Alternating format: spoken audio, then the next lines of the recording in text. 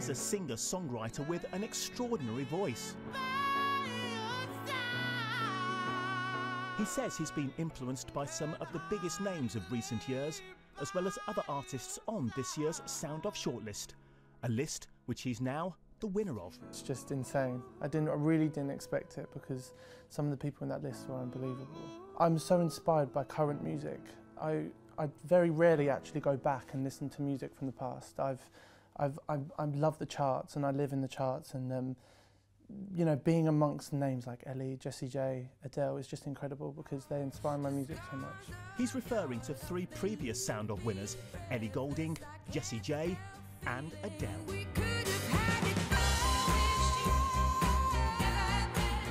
He's already featured on Naughty Boy's 2013 single La La La. One of the year's best-selling songs, it reached #1 last May.